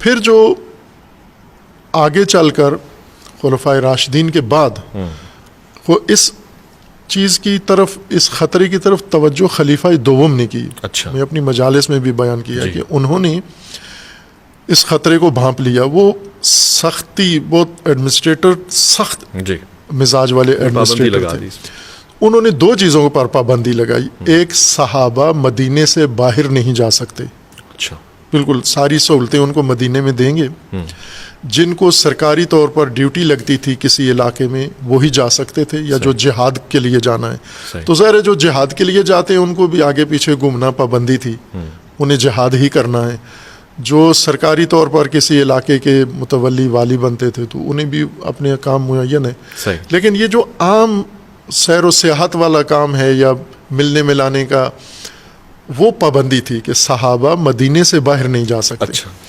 دوسرا یہ تھا کہ یہ حدیث نقل نہیں کر سکتے، ہر آدمی حدیث کا مدرسہ نہ کھول لے، چونکہ جو عموماً شیعہ اس کو ایک تان کے طور پر استعمال کرتے ہیں، یہ حدیث پابندی، یا اہل حدیث بھی دبے لفظوں میں اس چیز کو اچھا نہیں سمجھتے جو خلیفہ نے یہ کام کیا، لیکن انہوں نے جس نیت سے کیا وہ یہ تھا کہ ایک تو حدیث کے نام پر جس کے منہ میں جو آتا ہے وہ، چونکہ سارے رسول اللہ کے ساتھی ہیں اور لوگ شک بھی نہیں کرتے، تو یہ ہر کام جو ہے رسول اللہ سے منسوب کر کے کہ حضور نے تو یوں فرمایا تھا، اس سے تشویش پھیلتی ہے لوگوں کے ذہنوں میں۔ دوسرا یہ ہے کہ یہ جب باہر جاتے ہیں تو حکومتی پالیسیوں کے خلاف جا کے باتیں کرتے ہیں، مثلا مرکزی وفاقی حکومت کچھ اور چاہتی ہے، یہ جا کے علاقے میں کچھ اور نشریات کرتے ہیں، تو اس وجہ سے انہوں نے یہ دو چیزیں پابندی لگائی ہوئی تھی کہ یہ دو کام نہیں کرنا۔ صحیح۔ اور ان کی حکومت کے زمانے میں جو مشکلات کم تھیں اس میں یہ ان دونوں چیزوں کا بڑا دخل تھا، ٹھیک ہے۔ برخلاف خلیفہ سوم جب آئے تو مشکلات بڑھنا شروع ہو گئیں، چونکہ اس وقت سفر بھی آزاد ہو گیا تھا، آنا جانا آزاد ہو گیا تھا، اور ہر بات کرنا بھی آزاد ہو گیا تھا۔ جی، اس سے فائدہ اٹھایا بنو امیہ نے، بنو امیہ نے پھر فیکٹریاں لگا دیں پوری کہ بناؤ حدیثیں بناؤ اور من گھڑت احادیث. من گھڑت احادیث ہر چیز کے بارے میں، اہل البیت کے شان کے خلاف، حتیٰ صحابہ کی شان کے خلاف، اور اپنے من گھڑت فضائل، اور بالکل انہوں نے جو نصاب بنایا وہ اپنی مرضی کا اور اپنے جی. اور آپ دیکھیں کہ اس وقت ہمارے پاس جو علوم ہیں بنیادی، جو آج وراثت ہے ہمارے پاس، جس کی وجہ سے ہم تقسیم ہے اور فرقہ واریت ہے، یہ سب کس زمانے میں تدوین ہوئے؟ یہ سب بنو امیہ کے دور میں. یہ علم تفسیر اسی وقت ہوا، علم حدیث اسی وقت، حدیث کی کتابیں لکھی گئیں، فقہ اسی وقت، اور علم کلام، یہ سارے کام اسی زمانے میں. تو زیر آزاد تو نہیں تھے، سرکاری اس میں ہو رہا تھا سارا کام، وزارت میں. ٹھیک ہے. اس سے انہوں نے بھرپور فائدہ اٹھایا. پھر جو حکومت سے وابستہ نہیں تھے، انہیں بھی جب ایک کام حکومت کرتی ہے تو دوسرے بھی کرتے ہیں، دیکھا دیکھی. صحیح. تو احادیث میں یہ کام ہوا. ایک شیعہ محقق ہیں علامہ عسکری، مرتضیٰ عسکری رحمۃ اللہ علیہ، جنہوں نے بہت تحقیقی عظیم کام کیے ہیں بہت. انہوں نے ایک کتاب لکھی ہے 150 من گھڑت صحابی. 150 من گھڑت صحابی، یعنی جن کا وجود ہی نہیں ہے، جو پیدا ہی نہیں ہوئے ماں سے، لیکن وہ شخصیتیں بنائی گئیں، انہیں صحابی بھی ثابت کیا گیا، اور ان سے کثرت سے روایات بھی اچھا نقل کی گئی ہیں. پھر اسی طرح ایک شیعہ کتابوں کے اندر ہے ایک شخص جس نے یہ دعویٰ کیا تھا، ظاہراً اس کا نام مغیرہ ابن صدقہ ہے، کہ اب تردید میرے نام میں ہے، ممکن ہے نام اصلی کچھ اور ہو، لیکن مغیرہ ہے، مغیرہ ابن صدقہ ہی ہے ظاہراً. تو اس نے یہ دعویٰ کیا تھا کہ صرف اکیلے میں نے 4000 جعلی حدیثیں گھڑ کے اور امام صادق علیہ السلام کے نام سے میں نے نشر کی ہیں، ایک آدمی نے. بنو امیہ کے بارے میں یہی مرتضیٰ عسکری رحمۃ اللہ علیہ، انہی کی تحقیق کے مطابق بنو امیہ نے 4000 افراد کرائے پہ رکھے ہوئے تھے جن کا کام یہ حدیثیں گھڑنا اللہ اکبر. اور کتابوں میں ڈالنا اور تحریف کرنا تھا، یہ سارا. تو یہ وہ ساری چیزیں موجود ہیں آج. لہذا حدیث کی کتاب اس کو بہت احتیاط چاہیے حدیث سمجھنے والے کے لیے. ہر آدمی حدیث کھول کے پڑھنا شروع کر دے، یہ حدیث وہ حدیث، اس کو بہت سارا عبور ہونا چاہیے. اور امام صادق علیہ الصلوۃ والسلام نے تو اس سے بھی زیادہ آگے حساسیت دکھائی. رسول اللہ نے فرمایا تھا کہ جو مجھ پہ جھوٹ باندھے گا اس کا ٹھکانہ جہنم ہے. جی. امام جعفر صادق علیہ السلام کی حدیث موجود ہے، یہ فرماتے ہیں کہ جو حدیث، جو کلام اہل البیت کے نام پر، ہمارے نام پر آپ تک پہنچے، اس کو قرآن کے ساتھ پرکھو، آپ قرآن پہ پیش کرو. اللہ اکبر. اگر وہ قرآن کے مطابق ہے تو یقین کر لو وہ ہمارا کلام ہے. اگر وہ قرآن کے مطابق نہیں ہے، مخالف ہے، اس کو دیوار پہ دے مارو، وہ ہماری بات نہیں ہے، اس کو دیوار پہ دے مارو آپ. خوب یہ باتیں معلوم تھی کہ اہل البیت کے نام پر بھی اس طرح کی چیزیں نشر کی جائیں گی، اور رسول اللہ کے نام پر بھی اس طرح سے چیزیں نشر کی جائیں گی اور کی گئی ہیں. اور اس کو پرکھنے کا جو معیار خود اہل البیت نے بتایا تھا، وہ معیار کسوٹی استعمال نہیں کی جاتی، کہ آپ کو جو حدیث بھی ملتی ہے اس کو پہلے قرآن پہ پیش کرو آپ. ٹھیک ہے. قرآن کے مطابق ہو اور قرآن کے مخالف نہ ہو. اگر قرآن کے مطالب کے مخالف ہے، یہ حدیث نہیں ہے. اس کی بے شک سند صحیح بھی ہو تو بھی یہ حدیث آپ نے قبول نہیں کرنی ہے. یہ وہ اصول ہیں حدیث پرکھنے کے. اب ظاہر ہے کہ دونوں طرف ہیں. شیعہ حدیث کی کتابیں، ان کو بھی تحقیق کی ضرورت ہے. سنی حدیث کی کتابیں، ان کو بھی تحقیق کی ضرورت ہے. آپ کسی کتاب کو صحیح کہہ کر اس کو نہیں کہہ سکتے کہ جو کچھ اس کے اندر ہے صحیح ہے. آج اہل سنت علماء نے، محقق البانی اور دوسروں نے ثابت کر دیا کہ صحیح بخاری میں سب صحیح نہیں ہے. جی ایسے اس کے اندر غیر صحیح بھی طریقے موجود ہیں. اسی طرح صحیح مسلم. شیعہ بھی ایسے ہی، اصول کافی میں یا کافی میں ساری حدیثیں صحیح نہیں ہیں. اچھا. اس کے اندر ضعیف حدیثیں بھی موجود ہیں جو علماء نے نشاندہی کر دی ہے، اور محقق علماء نے. اور مزید بھی یوں نہیں کہ جو انہوں نے تصحیح کر دیا اس کے بعد گنجائش نہیں ہے. باقی علماء اپنے تئیں اگر دیکھیں اسی مطلب کو تو احادیث کی صورتحال واضح ہو جاتی ہے. ٹھیک ہے. تو احادیث کو یہ قرار دے کر، مستند قرار دے کر کوئی بات اس وقت ہوگی جب قرآن کے مطابق ہو. اول تو احادیث میں ایسی توہین نہیں ہے، یہ جو مستند احادیث ہیں. اچھا. کہ اہل سنت و حدیث رسول اللہ صلی اللہ علیہ وآلہ وسلم کے فرمان کو کہتے ہیں، لیکن اس میں صحابہ کا بھی شامل کر دیتے ہیں کہ صحابہ سے اگر کوئی چیز نقل کی گئی ہے تو حدیث کا درجہ رکھتی ہے، بے شک وہ رسول اللہ سے نہ ہو. یعنی یہ نہ کہا گیا ہو کہ قال رسول اللہ یا سمیت عن رسول اللہ صلی اللہ علیہ وسلم، یہ نہ بھی ہو الفاظ، بلکہ ایک صحابی نے یا چند صحابہ نے ایک بات کر دی ہے اور رسول اللہ سے منسوب نہیں کی تو آپ اس کو حدیث ہی سمجھیں. اچھا. ان کا نظریہ یہ ہے کہ چونکہ انہوں نے رسول اللہ سے سنا ہوگا تو یہ کہا ہے، اس کو بھی حدیث کہتے ہیں. خوب ظاہر ہے کہ حدیث کا ایک معیار ہونا چاہیے کہ اگر صحابہ نے ایک بات کی ہے اور وہ رسول اللہ تک نہیں پہنچتی، ہم صرف اس گمان کے ساتھ اس کو حدیث مان لیں کہ صحابہ کے پاس حتماً اپنی طرف سے تو نہیں گھڑی ہوگی انہوں نے، ممکن ہے رسول اللہ سے کوئی ان کے پاس بات پہنچی ہوگی تو انہوں نے یہ بات کی ہے. صحیح. اسی طرح اہل البیت علیہم السلام، اگر علماء کوئی بات نقل کرتے ہیں اور وہ مستند نہیں ہے، اہل البیت تک نہیں پہنچتی، تو یہ جو نظریہ ہے یہ شیعہ میں بھی ہے کہ ان کے پاس حتماً کوئی دلیل تو ہوگی جو انہوں نے یہ بات کی ہے، بغیر دلیل کے تو وہ بات نہیں کرتے. نہ کر سکتے ہیں، بغیر دلیل کے بھی انسان بات کر سکتا ہے، اپنی رائے سے بھی بات کر سکتا ہے. تو احادیث کو پیمانے پہ پرکھا جائے اور پیمانے سے جو ثابت احادیث ہیں صحیح پیمانے سے، ان میں نہیں ہے یہ، یعنی جو اصول ہیں محکم اصول دین کے ہیں نا کہ اچھا. جب آپ کو دین روکتا ہے کہ آپ بتوں کو گالی نہیں دے سکتے، جی. آپ ایسے الفاظ رقیق زبان سے جاری نہیں کر سکتے، اور احادیث کے نام پر وہی چیزیں ہوں، تو آپ یقین جان لیں کہ یہ نہیں ہے، یہ اچھا. ایسی گھٹیا گری ہوئی زبان تو احادیث کی نہیں ہو سکتی. اچھا. تو یہ ضروری ہے ریفائنری حدیث کی، جس کے اندر حدیث کو نکھار کے الگ کیا جائے. اب چونکہ طرفین سے ضروری ہے، طرفین سے ضروری ہے، اور یہ کام نہ ہو تو اس کے نقصانات وہی ہیں جو آج ہو رہے ہیں. چونکہ آپ اکثر لوگوں کو دیکھیں جن کے پاس فرقہ وارانہ مواد ہے تو وہ پیچھے حدیث جی ایسا ہی ہے، موجود ہوتی ہے، حدیث کی ضعیف روایات موجود ہوتی ہیں، حدیث کی ضعیف ایسا ہی ہے. یہاں تک کہ بڑے بڑے گستاخ ملعون وہ انہی روایات عبارات کو پیش کر کے گستاخ بالکل ایسا ہی کتابیں لکھی ہیں. علامہ صاحب اسی کے ضمن میں ایک سوال آ رہا ہے اور میں گزر رہا ہوں تو اسے تبرک کے طور پہ آپ سے پوچھتا چلوں. یہی ضعیف احادیث اور ایک ایجنڈا اور پھر اسرائیلیات اور پھر یہودی نمائندے، مثلا ابن سبا کے حوالے سے پوچھا جاتا ہے یہ کون شخص ہے، اس کا شیعت میں کیا کردار ہے، کیا آج کے لوگ سبائی ہیں، شیعہ حضرات پہ یہ تانا بھی اٹھایا جاتا ہے؟ میں نے کل پرسوں ایک کالم پڑھا ہے، ابھی انہی حالات میں ایک کالم نگار نے لکھا ہے، ڈان میں شاید لکھا ہے انہوں نے، ڈان اردو میں، اس میں انہوں نے لکھا ہے کہ پراپوگنڈا کن لوگوں پر اثر کرتا ہے. جو ہیڈ لائن لگائی تھی اسی ہیڈ لائن سے پھر میں احساس ہوا تو پورا آرٹیکل پڑھ لیا ان کا، تو بہت اچھا مفید تھا وہ.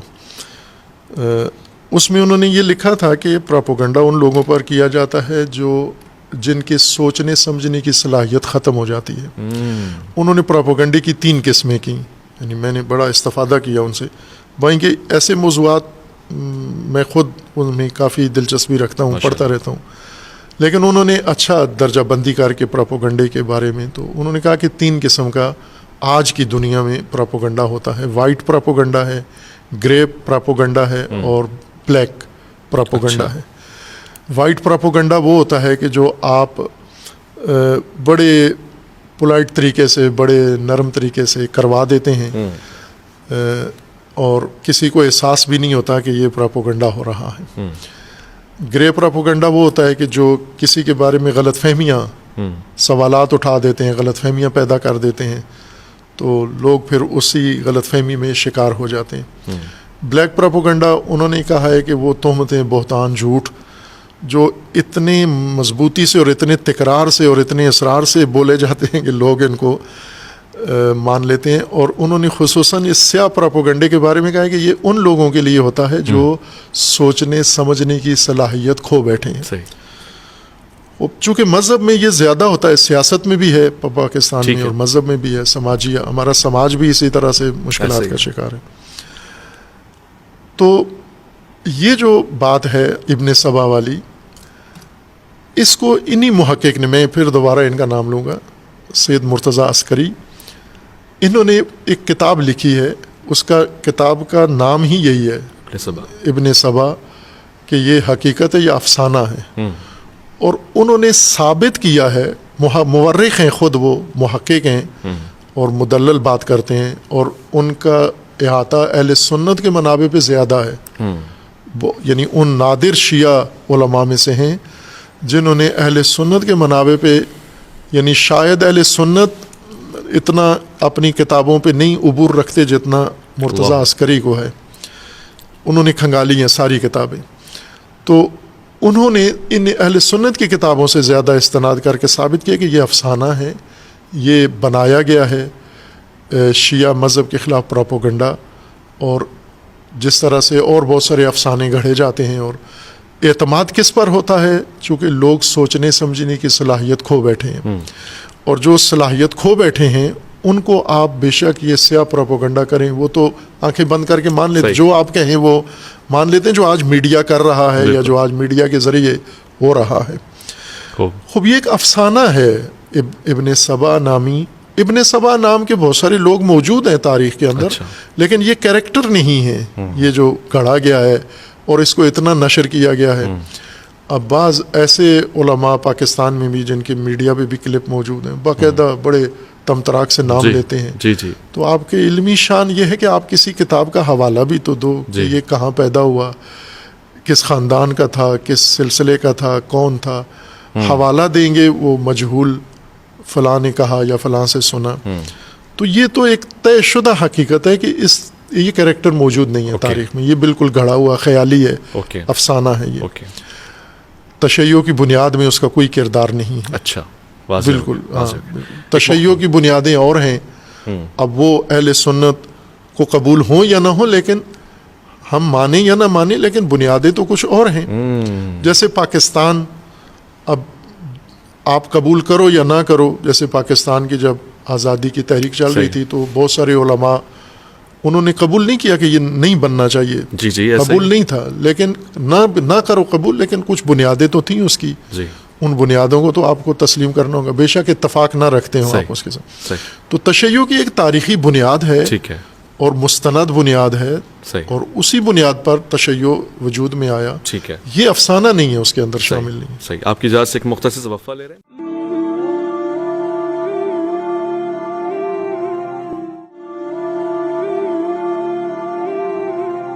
ظاہر کی آنکھ سے نہ تماشا کرے کوئی، ہو دیکھنا تو دید دل ہوا کرے کوئی. اڑ بیٹھے کیا سمجھ کے بھلا طور پر کلیم، طاقت ہو دید کی تو تقاضا کرے کوئی.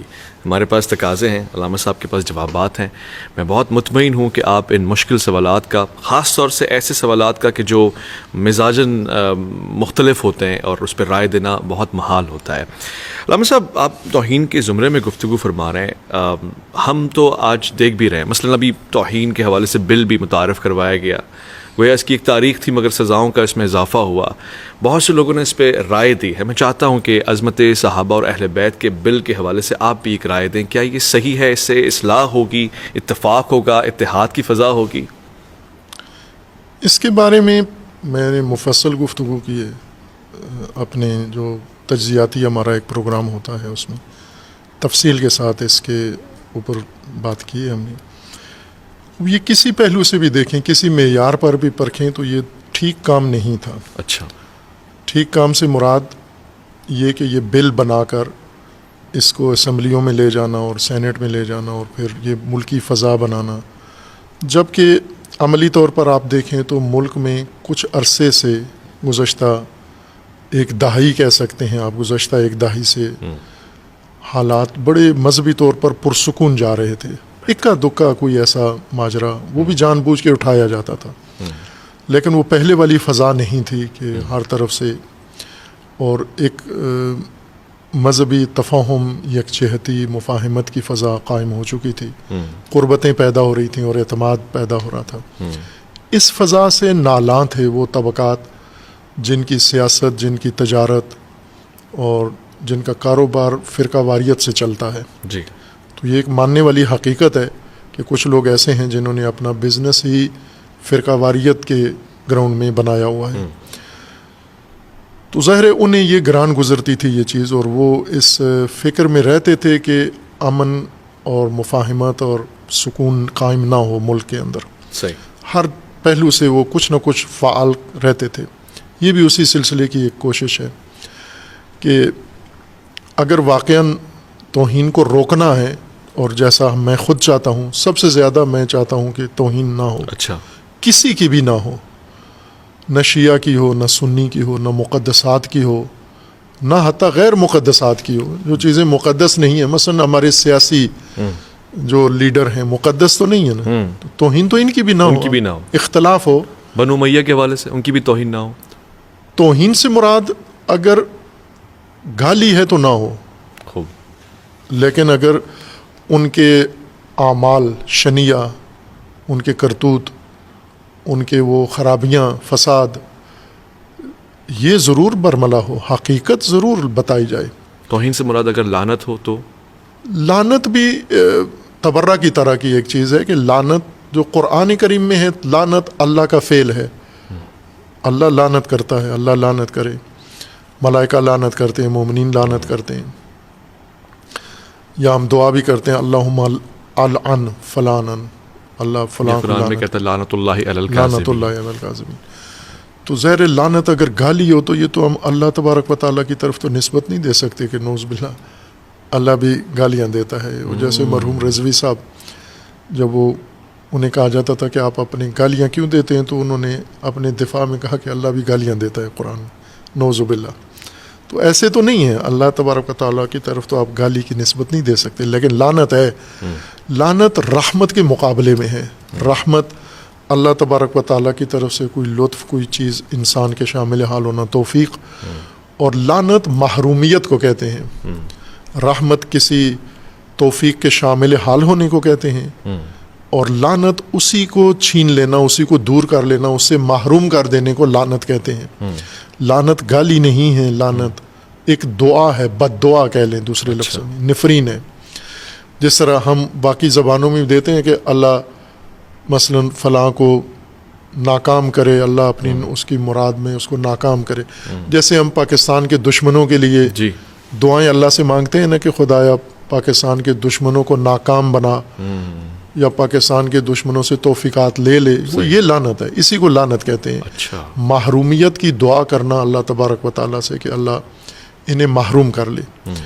خوب، اگر یہ کام آپ کرتے ہیں دشمنوں کے بارے میں، دین کے دشمنوں کے بارے میں، اللہ کے دشمنوں کے بارے میں، تو یہ ٹھیک چیز ہے، یہ تو قرآنی چیز ہے یہ دعا کے معنی میں. لیکن اگر اس کو ہم گالی کے طور پر لیں، لعنت، جیسا کہ پاکستان کے کلچر میں تبرہ و جی لعنت دونوں اپنے مفہوم سے ہٹ کر گالی کے نام پر استعمال ہوتے ہیں، تو وہ ٹھیک ہے، وہ نہیں ہے، ہونا چاہیے. گالی نہیں ہے، اچھا، خوب. گالی کی گنجائش نہیں ہے. جب آپ بت کو گالی نہیں دے سکتے، واہ واہ واہ. فرعون کو گالی نہیں دے سکتے آپ، نمرود کو گالی نہیں دے سکتے آپ مودی سے بڑا دشمن تو آج مسلمانوں کا نہیں ہے، جی اس کو گالی نہیں دے سکتے آپ. اس کو لعنت کر سکتے ہیں آپ اس معنی میں کہ اللہ اس کی حکومت ختم کرے، صحیح. اقتدار سے محروم کرے، اس سے مسلمانوں پہ جو ظلم کر رہا ہے وہ توفیقات اللہ اس سے لے لے. یہ کام آپ دعائیں کر سکتے ہیں، بد دعائیں. گالی نہیں دے سکتے آپ کسی کو بھی، صحیح. چونکہ گالی دینے سے مودی نہیں بدنام ہوتا، گالی دینے سے مسلمان بدنام ہوتا ہے، واہ. گالی دینے والا بدنام ہوتا ہے، آپ نے بیان فرمایا کہ یہ عیب دینے والے کا ہے، عامل کا ہے. اس کا عیب شمار ہوتا ہے، اس لیے نہ دیں گالی. صحیح. تو یہ در حقیقت جس کو گالی دی جاتی ہے اس کا دفاع نہیں ہوتا، ٹھیک ہے. جو گالی دے رہا ہے اس کو بچانا ہے، اس ٹھیک ہے، حقارت سے، اس پستی سے اس کو بچانا ہوتا ہے. ٹھیک ہے. تو جو گالی کا تصور ہے وہ تو نہیں آپ کسی کے لیے بھی، بے شک دشمن بھی ہو آپ کا، اس کو گالی نہ دیں. آپ دشمن کے ساتھ دشمنی کریں، دشمنی کا جواب دیں آپ، ٹھیک ہے. لیکن گالی کے ذریعے نہیں. صحیح. گالی بہت ہی نامعقول طریقہ ہے صحیح. مخالفتوں کا یا جھگڑوں کا یا لڑائیوں کا. صحیح. آپ باقی مثلا رسول اللہ صلی اللہ علیہ وسلم کے لیے آسان تھا کہ ادھر لشکر اسلام کو بجائے آگے موت کے منہ میں دھکیلنے کے ادھر کھڑے کر کے کہیں کو گالیاں دو کفار کو، تو دے سکتے تھے نا گالیاں. تو وہ تو کام نہیں کروایا کہ ادھر کھڑے ہو کے کفار کو گالیاں دو آپ. وہ دیتے تھے لیکن انہیں اجازت نہیں تھی کہ آپ نہیں کر سکتے یہ. اور خود حضرت علی سے بھی کبھی ایسی روایت نہیں ہے کہ کوئی ایک کوئی بھی ایسی روایت کوئی بھی دشمنان اہل البیت کے ڈھونڈتے تھے کمزوریاں اہل البیت کی، لیکن تمام سلسلہ طیبہ اہل البیت میں آپ کو یہ چیز نہیں ملے گی. اچھا، بد دعا ہے، قنوت نازلہ ہے. بد دعا ہے، بالکل ہے. جسے آپ نے کہا لعنت کے مفہوم میں آتی ہے برائیت. لعنت کے مفہوم. ٹھیک ہے ناظر صاحب، ہم نے یہ دیکھا ہے اور لوگ اس پہ اعتراض کرتے ہیں، مثلا آپ کی کانفرنسز ہو، پروگرامز ہوں، اس میں کوئی مقدسات کی توہین کر جائے یا شاعر کی توہین کر جائے، آپ کبھی مسکراتے ہوئے پائے گئے، تو اس پہ لوگ کہتے ہیں کہ یہ کیوں ہے، یہ تو ہمارا نمائندہ نہیں ہے. دیکھیں، اول تو ایسا ہوتا نہیں ہے مقدسات کی توہین ہو. ایک تو ہم جب کانفرنس کراتے ہیں تو کسی کو ڈکٹیٹ نہیں کرتے صحیح کہ یہ کہو اور یہ نہ کہو، جو عموماً کانفرنسوں میں ہوتا ہے کہ پہلے سے ایک طے شدہ مواد ہوتا ہے اور اس کے اوپر پابند کیا جاتا ہے. ہم جب لوگوں کو بلاتے ہیں یہاں پر تو اس لیے بلاتے ہیں کہ آپ جو کہنا چاہتے ہو وہ کہو. کبھی کبھار وہ ایسے بیانات دے دیتے ہیں جس سے دوسروں کو یہ تأثر ملتا ہے کہ یہ بات کر رہے ہیں، کوئی اختلافی یا اس طرح کی بات کر رہے ہیں. تو اب ظاہر ہے کہ تأثر جو لے رہا ہے، مثلا میں مثال کے طور پر کہتا ہوں کہ مظہر برلاس صاحب نے جو گفتگو کی جس پر زیادہ شور اٹھا، تو سٹیج پر بھی اور نیچے بھی تمام مسالک کے لوگ بیٹھے ہوئے تھے. اہل حدیث بھی تھے، دیوبند بھی تھے، بریلوی، مشائخ، شیعہ، سب بیٹھے ہوئے تھے. اور وہاں بیٹھے ہوئے کانفرنس میں کسی نے یہ احساس نہیں کیا کہ یہ کوئی توہین کر رہے ہیں، کیونکہ کوئی بھی نہیں بولا، کسی نے بھی ان کو احساس نہیں کیا. بعد میں میڈیا والوں نے یہ اس کو بنایا، اس احساس کو، کہ یہ تو توہین کر گئے. یعنی بیٹھے ہوئے لوگوں کے اندر یہ احساس نہیں تھا. تو انہوں نے اس بات کو نشاندہی کی. پھر جو بیٹھے ہوئے تھے ان کے اوپر دباؤ ڈالا کہ یہ تو توہین ہو گئی، اور پھر ظاہر اس کی تفسیر کی انہوں نے تو نام لیے بغیر جنرل ایک بات کی.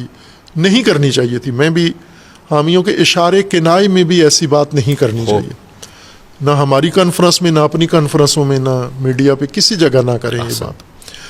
آپ جو حقائق ہیں، تلخ ہیں، جو بھی ہیں، وہ بے شک بیان کریں، لیکن تانا نہ دیں، تشنی نہ ہو، گالی نہ ہو، توہین کی شائبہ بھی اگر کسی چیز میں ہے تو وہ نہیں ہونا چاہیے.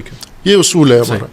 لیکن ظاہر ہے کہ ایک جب آپ پروگرام رکھتے ہیں، کانفرنس رکھتے ہیں، اس میں اہل فکر، اہل علم کو دعوت دیتے ہیں، گفتگو کریں آ کر، پھر انہیں آپ کہیں کہ یہ کریں، یہ نہ کریں، تو وہ ہر چیز کرتے ہیں. ظاہر ہے ایک کو ایک بات اچھی لگتی ہے، دوسرے کو دوسری بات اچھی نہیں لگتی.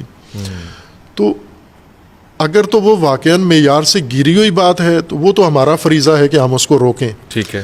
لیکن اگر وہ ذہنیتیں بنی ہوئی ہیں اور ان ذہنیتوں کے مطابق یہ فرق ہو جاتا ہے، تو اول تو مقدسات، مثلا آپ وہ مقدسات جو ایک مذہب کے مسلک کے مسلمہ مقدسات ہیں، ان کا آپ اگر احترام نہیں کرتے تو توہین کا بھی حق نہیں ہے آپ کو. صحیح. مثلا شیعہ جن چیزوں کو مقدس سمجھتے ہیں اور مسلمات میں سے ہیں، اب شیعہ کسی بھی چیز کو مقدس قرار دیں تو وہ نہیں بن جاتی، لیکن جو مسلمات مذہب میں سے ہیں ٹھیک ہے کہ یہ مقدس ہے، یہ چیز، اس کو آپ نہیں چھیڑ سکتے. دوسروں پر واجب نہیں ہے کہ وہ ان کا احترام کریں، لیکن دوسروں پر یہ واجب ہے کہ ان کی توہین نہیں کر سکتے. صحیح. اسی طرح اہل سنت کے ہاں جو چیزیں مقدس ہیں اور مسلمات ہیں ان کے مذہب کے، یہ تقدس حاصل ہے ان کو. وہ دلیل ہے ان کے پاس یا نہیں ہے دلیل، اس کی طرف نہیں جانا آپ نے. صرف یہی کہ آج کی یہ جمعیت، یہ فرقہ اس چیز کو مقدس جانتا ہے، تو آپ کے لیے لازمی نہیں ہے کہ آپ اس کا احترام کریں، لیکن آپ پر یہ بھی نہیں ہے جائز کہ آپ اس کی توہین کریں. آپ کو نہیں اچھی لگتی، خاموشی اختیار کریں، آپ اس کے بارے میں مثبت منفی نہ کہیں، یا زیادہ سے زیادہ اگر آپ اس سے اختلافی رائے ظاہر کر سکتے ہیں آپ کہ جس کو مقدس سمجھا جاتا ہے اس کو تقدس حاصل نہیں ہے، یہ اختلافی رائے دے سکتے ہیں، لیکن توہین نہیں کر سکتے کسی بھی بہانے سے. خواہ وہ اہل سنت کرے شیعہ مقدسات کی توہین یا شیعہ کرے، توہین کی کوئی گنجائش نہیں ہے. یعنی میں خود اگر اس طرح کروں تو میرے لیے بھی جائز نہیں ہے، یہ غلطی ہوگی جو میں کروں گا. بالکل. اعتراض وہ آپ کی ہنسی اور مسکراہٹ پہ تھا کہ ہنس رہے ہیں، اس پہ کیا ہے؟ اب دیکھیں نا، مسکراہٹ تو آج کل تو میڈیا، یہ آپ لوگوں کے ٹیکنالوجی ایسی ہے کہ آپ اسی مسکراہٹ کی جگہ آپ دوسرا وہ سین ڈال کے رونے والا ڈال دیں. مثلا یہ ہو سکتا ہے میڈیا گروپ ہے کہ ایک آدمی نے ایسی بات کی، ایک کلپ میں ہنسی ہے، ایک کلپ میں رو رہا ہے بندہ، تو یہ تو آپ نے سہولت فراہم کر دی ہے ابھی ٹیکنالوجی کی مدد سے میڈیا والوں کو کہ یہ جوڑ توڑ کے ادھر ادھر کی چیزیں آپس میں ملا کے پھر، اور اس کالم نگار کے بقول کے کالا پراپوگنڈا ہوتا ہی ان لوگوں کے لیے جو سوچنے سمجھنے کی صلاحیت نہیں رکھتے. اصل پراپوگنڈا کرنے والے ان کا بھروسہ ان لوگوں پر ہے کہ انہوں نے سوچنا سمجھنا تو ہے نہیں ہے، لہٰذا جو بھی بنا کے انہیں دے دو انہوں نے اس کو قبول کر لینا ہے. اور یہ بنو امیہ نے یہ کام کیا ہوا تھا. امیر المومنین کے دور میں بنو امیہ یہ کام کرتے تھے کہ دیہاتیوں کی بکریاں چرا لیتے تھے. وہ جو خانہ بدوش لوگ ہوتے تھے صحراؤں میں خیمے لگائے ہوتے تھے، یہ اپنا لشکر بھیج کے ان کی بکریاں چرا لیتے تھے. پھر اس کے بعد یہ پراپوگنڈا کرتے تھے کہ یہ مولا علی کے لشکر نے، کوفہ والوں نے آپ کی بکریاں چرائی ہیں. تو پھر انہیں یہ کہتے تھے کہ ہم آپ کی بکریاں چھڑا کر لے آئیں گے. پھر دوسرے دن وہ بکریاں آدھی لے آتے تھے. آدھی کہ یہ وہ لے کے جا رہے تھے یا انہوں نے پکڑی ہوئی تھیں، ہم نے حملہ کر کے آپ کی بکریاں چھڑائی ہیں، آدھی بکریاں مر گئی ہیں بیچ میں اور آدھی ہم واپس لے ہوتی ان کے اپنے پاس تھیں. ان میں سے جو موٹی تازی ہوتی تھیں وہ یہ ذبح کر کے کھا لیتے تھے، کمزور بکریاں واپس کر کے، اور 2 ہدف حاصل کرتے تھے، بکریاں بھی لے لیں اور مولا علی کو بھی بدنام کر دیا کہ یہ آپ کے اموال لوٹتے ہیں یہ کوفی اور اس طرح. اور یہ حربہ تھا جو انہوں نے استعمال کیا ہوا تھا. غالباً یہ حربہ سب کے لیے استعمال ہو رہا ہے اور ایک پروپیگنڈا مشینری ہے جس کا نشانہ آپ بھی بنتے رہتے ہیں. کلپس کہیں کے جوڑ لی اور کہیں پہ آپ کو شامل کر لیا. بہت لطیف گفتگو ہے. میں ایک بہت ہی اہم سوال کی طرف آنا چاہتا ہوں، مگر کیا یہ سچ ہے کہ آپ بس جو آپ کو سمجھ میں آتا ہے حق ہے آپ بیان کر دیتے ہیں؟ مزاج آشنائی بھی ایک ایلیمنٹ ہے. مثلاً اب ایک کلپ جس کے حوالے سے آپ GHQ کی بات کر رہے ہیں اور جناب سیدہ سلام اللہ علیہ کے دروازے کی بات کر رہے ہیں، لوگوں کو بڑا گراں گزرا کہ یہ کمپیریزن کیوں کیا ہے. میں چونکہ آپ کے مزاج سے واقف ہوں، میں سمجھ سکتا ہوں کہ آپ کس اینگل میں کہہ رہے ہیں، مگر عام عوام تو اس کو بہت ہی غلط جملہ کہہ رہی ہے. کمپیریزن کیسا ہے؟ نہیں، وہ تقابل تو نہیں تھا، موازنہ نہیں تھا. یعنی یہ نہیں کہنا چاہ رہے تھے کہ یہ دروازہ اس دروازے کی طرح ہے. یہ تو پروپیگنڈا کرنے والوں نے اس کو یہ جہت دے دی ہے. وہ بات یہ تھی کہ مثلا GHQ پاکستان میں فوج کا ہیڈ کوارٹر ہے، یعنی سمجھیں ایک طرح سے ریاست کا بنیادی ادارہ ہے جس کے اوپر ملکی سلامتی، امن اور ہر چیز کا دار و مدار ہے. اگر ایک بندہ روڈ سے گزرتا ہوا اس کی طرف پتھر پھینک دے تو یہ ان حالات کے اندر اس حساسیت کی طرف سے دیکھ سکتے ہیں آپ کہ یہ تو ایٹم بم پھینکنے کے برابر ہے اس دروازے کی طرف. چونکہ اس کی شان یا اس کی موقعیت یا اس کا جو وجود ہے وہ اس طرح کی چیز ہے کہ اس کی طرف اگر اشارہ بھی ہے تو یہ بڑا حادثہ سمجھا جاتا ہے. مثلا بعض لوگ کہتے ہیں نا کہ صرف دروازہ ہی توڑا ہے، دروازے پہ جانا ہی سمجھو یہ ریاست پر بھی حملہ ہے، یہ فوج پر بھی حملہ ہے، یہ ملک کی امنیت پر بھی حملہ ہے. یہ بہت کچھ میسج ہے اس کے اندر حملہ. بعض لوگ اس کی اہمیت کو کم کرنے کے لیے یہ کہہ رہے تھے کہ ایک دروازے پر اگر لوگ چلے گئے تو کیا ہو گیا. یہ اصل تو میں نے کہا کہ نہ، بسا اوقات دروازے کے نزدیک جانا بھی بڑا جرم ہوتا ہے. تو میں نے کہا کہ یہ میں نے سنا ہے بعض لوگوں سے کہ انہوں نے حضرت سیدہ کے در کے بارے میں بھی یہی کہا کہ خوب ایک دروازہ ہی تھا، اگر اس دروازے پہ یہ یعنی اول تو مانتے نہیں ہیں کہ یہ کام ہوا، اگر ہوا بھی ہے تو ایک دروازے کی حد تک تو اتنا ایشو نہیں بنانا چاہیے اس کو. تو میں نے کہا نہیں، وہ دروازہ ایسا نہیں تھا، اس دروازے کی طرف تو بری نگاہ کرنا بھی جو بہت بڑا جرم ہے. تو یہ صفائی آپ نہ پیش کریں کہ ایک دروازہ ہی تھا. وہ ایک دروازہ نہیں تھا، وہ ایک سمبل تھا، اس کی اور حیثیت تھی. تو لہٰذا آپ جرم کو کم کرنے کے لیے یہ دلائل نہ دیں کہ ایک دروازہ ہی تھا. یہ دیکھیں کس کا تھا، کون سا تھا، کس جگہ کا دروازہ تھا. تو وہ چونکہ پہلے تاریخی طور پر مثلاً ایک دروازہ اس کے اوپر یہ حرکت ہوئی تو آپ اس کو دروازہ کہہ کر آسانی سے گزر جاتے ہیں کہ دروازہ ہی تھا. تو یہ چیزیں نہ تاریخ میں یہ کام کریں نہ آج یہ کام کریں کہ بعض دروازے نہیں ہوتے، ان کی حیثیت کچھ اور ہوتی ہے. یہ اصل تھا، نہ کہ دونوں میں تقدس کا کہ GHQ کو وہ حیثیت حاصل ہے جو بی بی کے دروازے کو تھی، نعوذ باللہ کے ایسا. شکریہ ہم سب. ایک کام کرامت سے کم نہیں ہے جو آپ کر لیتے ہیں. اب سوال یہ کہ کیسے کر لیتے ہیں. آج کے دور میں خاص طور سے اہل سنت حضرات مختلف مکاتب فکر کے آپ کے یہاں آتے ہیں, بیٹھتے ہیں, اور بعض اوقات تو آپ کو اپنا پیشوا امام رہبر تسلیم کرنے کو تیار ہو جاتے ہیں. یہ کیسے ہو جاتا ہے؟ یہ تو ان کی بزرگواری ہے, بڑا پن ہے, شرح صدر ہے. یہ بات حقیقت ہے, میں نے اپنی گفتگو میں اسپیچز میں کہی ہے.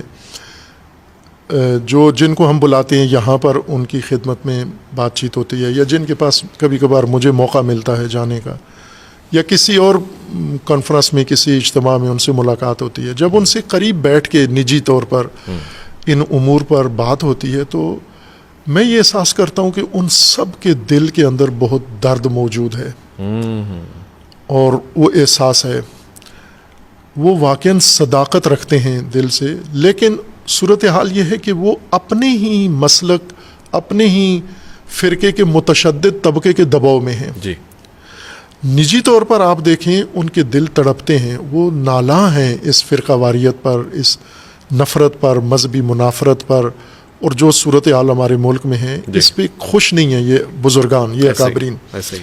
یہ واقعیت ہے, طے شدہ بات ہے. لیکن اب آگے ہر ایک کے لیے صورتحال یہ ہے کہ ہم ان کی مجبوریاں سمجھتے ہیں. تو جب ہم ان سے بات کرتے ہیں, وہ کچھ تو لوگ ہوتے ہیں نا, وہ مذہب کا لبادہ اوڑا ہوا ہوتے تاجر ہیں, کاروباری یا اور کام کر رہے ہوتے ہیں, لیکن جو واقعاً اہل سنت ہوں, اہل حدیث ہوں, دیوبند ہوں, مخصوصاً ہمیں یہ لگتا ہے کہ دیوبند والے بالکل وحدت کے قائل نہیں ہیں اور وحدت کی طرف نہیں آتے. ایسا نہیں ہے. دیوبند کے بزرگان اکابرین, جیسے یہ مولانا مفتی محمد شفیع صاحب کی میں نے کتاب کا حوالہ دیا ہے, وحدت امت کے حوالے. تو اس طرح کی بات کس نے کی ہے؟ دیوبند نے کی ہے, دیوبند کے اکابرین نے کی ہے. لیکن دیوبند کا جو چہرہ بن چکا ہے نا, جیسے دو فرقے ایسے ہیں جن کا چہرہ, یا باقیوں کا بھی ایسا ہی ہے, چہرہ اچھا نہیں بنایا انہوں نے. باقی جو سا اپنا ٹھیک بنایا, چہرہ اچھا نہیں بنایا. ایک شیعوں نے چہرہ اپنا صحیح نہیں بنایا, وہ ڈرونا چہرہ بنا دیا لوگوں کے سامنے جو پیش کرتے ہیں نا, یہ غلو اور نعوذ باللہ اس طرح کی چیزیں. تو یہ تعارف اچھا نہیں کروایا اپنا. ایک دیوبند نے اپنا چہرہ اچھا نہیں بنایا, تشدد اور فرقہ واریت. دیوبند نے اپنا تعارف, میں شروع سے دیوبند کے اکابرین کو عرض کر رہا ہوں کہ یہ پہچان نہ بنائیں تاریخ میں اپنی آپ, کہ آپ اب تک تو ایک فرقہ ہیں, بعد میں آپ ایک استعارہ بن جائیں گے تشدد کا اور انتہا پسندی کا. تو یہ روکیں یہاں پر. اور دیوبند کے اندر یہ نہیں ہے, یہ ان کے بزرگان اکابرین ایسے نہیں ہیں. اہل حدیث بھی ایسے نہیں ہیں. ہمارے سامنے اہل حدیث کا یہ تاثر ہے کہ یہ اہل البیت سے نہیں قرب نہیں رکھتے یا محبت نہیں رکھتے. اہل حدیث کے بڑے اکابرین ہیں, موجود ہیں, آپ بھی جانتے ہیں, ان کو سب جانتے ہیں. انہوں نے باقاعدہ مجھے آ کے کتابیں اپنے پرانے بزرگوں کی دکھائی ہیں, لکھی ہوئی کتابیں, کہ یہ دیکھیں یہ ہمارے پرانے بزرگوں کی کتابیں ہیں. ان کے اندر ائمہ اثنا عشر کے نام کے ساتھ امام بھی لکھا ہوا ہے, علیہ السلام بھی لکھا ہوا ہے. خوب ظاہر انسان شک تو نہیں کرتا نا پھر کہ یہ, اگر وہ کہتے ہیں کہ اہل حدیث حسینی ہیں, سید ضیاء اللہ شاہ بخاری حفظہ اللہ جیسی شخصیات ہیں جن کا یہ کہنا ہے کہ اہل حدیث اپنی بنیاد میں حسینی ہے. یہ جو تاثر پاکستان میں جو چہرہ پیش کیا گیا ہے, یہ اصلی چہرہ نہیں ہے ان کا, یہ دوسروں نے مسخ کر کے پیش کیا ہے. یہی حال دیوبند کا ہے. تو اسی طرح بریلوی حضرات میں بھی ہیں. ان کی مشکلات یہ ہیں, جیسے شیعہ کے اندر پراپوگنڈا کر کے, چونکہ یہ طبقہ جو سوچنے سمجھنے کی صلاحیت کھو بیٹھا ہے, یہ الحمدللہ ہر فرقے میں ہے یہ, اور کثرت سے ہے. اور کسی فرقے کے عالم یا کسی فرقے کے بزرگ کے خلاف اسی فرقے کو اکسانا کوئی مشکل کام بہت آسان نہیں ہے.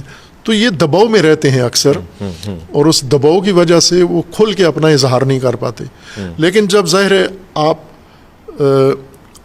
وحدت کی بات کریں تو جو خود دل میں پہلے سے ہی یہ آرزو رکھتا ہے تو اس کو تو پسند آتی ہے یہ بات. اور ظاہر ہے کہ ہم دل آزاری نہیں کرتے, احترام سب کا کرتے ہیں, در عین حال اپنا موقف بھی رکھتے ہیں, اس کا اظہار بھی کرتے ہیں, اس کو چھپاتے بھی نہیں ہیں. اور دوسروں کو بھی موقع دیتے ہیں کہ وہ بھی اپنا موقف اظہار کریں، دلیل پیش کریں، اور ہمیں سننے میں بھی کوئی تکلیف نہیں ہوتی. ماشاءاللہ. اگر اختلافی رائے کوئی رکھتا ہے بے شک کرے، ماشاءاللہ ہم اس کو سنیں گے، شرح صدر کے ساتھ، کھلے دل کے ساتھ سنیں گے. ماشاءاللہ. میں انتہائی شکر گزار علامہ صاحب آپ کا. ایک تفصیلی جائزہ اگر لیا جائے تو سوال جس بھی نوعیت کے تھے، ایک بات خاص ہے جو میں ہمیشہ کہتا ہوں کہ اعتراف کرنی چاہیے. سوالات سے پہلے علامہ صاحب کے سامنے نہ موضوع رکھا گیا نہ سوالات رکھے گئے. ہم بھی یہ سوچ رہے تھے کہ کیا جواب دینا ان کے لیے مناسب ہوگا، دیں گے نہیں دیں گے، مگر الحمدللہ ہم جو اس نتیجے پہ پہنچے کہ علماء واقعی حق رکھتے ہیں، اور پروردگار اور اللہ کے رسول نے اس لیے ان کو یہ مقام اور یہ مرتبہ عطا فرمایا ہے. میں آپ کے شکریہ کے ساتھ میں اور مولانا کو یہاں پہ اختتام پذیر کرتا ہوں. ایک اور ایپیسوڈ میں آپ سے ملاقات ہوگی. محمد اویس ربانی کو دیجیے گا اجازت.